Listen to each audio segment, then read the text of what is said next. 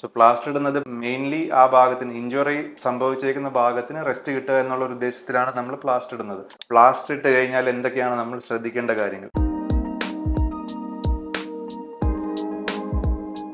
നമസ്കാരം, എൻ്റെ പേര് ഡോക്ടർ എബി തോമസ് ബാബു. ഞാൻ consultant orthopaedic surgeon, department of orthopaedics, sports medicine, joint replacement, Smitha memorial hospital, Thodupuzha.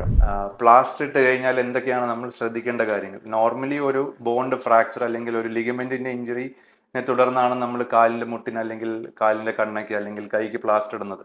So plaster ഇടുന്നത് mainly ആ ഭാഗത്തിന് ഇഞ്ചുറി സംഭവിച്ചേക്കുന്ന ഭാഗത്തിന് റെസ്റ്റ് കിട്ടുക എന്നുള്ള ഒരു ഉദ്ദേശത്തിലാണ് നമ്മൾ പ്ലാസ്റ്റർ ഇടുന്നത്. മെയിനായിട്ട് ശ്രദ്ധിക്കേണ്ട കാര്യങ്ങൾ, ഒന്ന് സ്വെല്ലിങ് അല്ലെങ്കിൽ നീര് വയ്ക്കുക.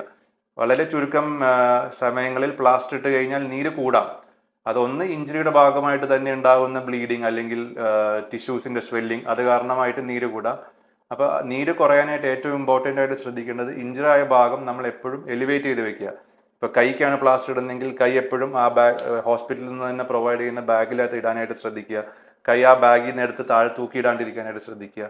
കാലിലുള്ള പ്ലാസ്റ്റർ ആണെങ്കിൽ ഒരു തലയണയോ അല്ലെങ്കിൽ ഒരു സ്റ്റൂളോ വെച്ച് എപ്പോഴും എലിവേറ്റ് ചെയ്ത് വെക്കാനായിട്ട് ശ്രദ്ധിക്കുക.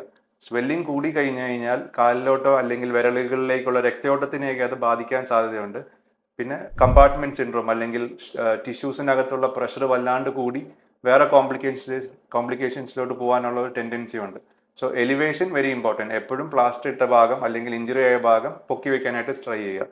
രണ്ടാമത്തെ ക്വസ്റ്റ്യൻ, ശ്രദ്ധിക്കേണ്ട കാര്യം, നമ്മൾ നനയാതെ നോക്കുക. പ്ലാസ്റ്ററിൻ്റെ ഉള്ളിലേക്ക് വെള്ളം ചെന്ന് കഴിഞ്ഞാൽ അത് അവിടെ ഇരുന്ന് സ്കിന്നിനെ സോഫ്റ്റ് ആക്കി മോയിസ്റ്റ് ആക്കി സ്കിൻ ഇൻഫെക്ഷൻസ് ഉണ്ടാക്കാം, സ്കിന്നിൽ റാഷസ് ഉണ്ടാക്കാം. സോ എപ്പോഴും കുളിക്കുക, ഡോക്ടറിനോട് ചോദിക്കുക. ഡോക്ടർ സമ്മതിച്ചാൽ മാത്രം കുളിക്കാൻ പറ്റും. പക്ഷെ ഉള്ളിലേക്ക് വെള്ളം പോകാത്ത രീതിയിൽ ഒരു പ്ലാസ്റ്റിക് കവർ വെച്ച് പൊതിഞ്ഞ് റാപ്പ് ചെയ്തിട്ട് വേണം കുളിക്കാനായിട്ട്.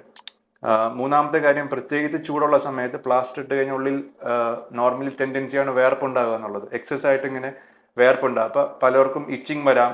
അപ്പോൾ വടിയോ അല്ലെങ്കിൽ കമ്പോ അങ്ങനെ എന്തെങ്കിലുമൊക്കെ ഇട്ട് മാന്താനുള്ള ടെൻഡൻസി ഒത്തിരി പേര് കാണിക്കാറുണ്ട്. That is also something avoid ചെയ്യേണ്ട കാര്യമാണ്.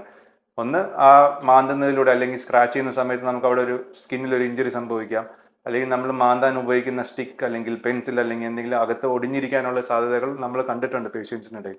സോ ഒരിക്കലും അങ്ങനെ ഒരു ഇൻസ്ട്രുമെൻറ്റോ അല്ലെങ്കിൽ ഒരു സ്റ്റിക്ക് ഇട്ടിട്ട് അത് പ്ലാസ്റ്ററിൻ്റെ അകത്ത് മാന്താനായിട്ടുള്ള അല്ലെങ്കിൽ ഇച്ച് ചെയ്യാനായിട്ടുള്ള ഒരു ടെൻഡൻസിയിൽ നിന്നും അവോയ്ഡ് ചെയ്യുക.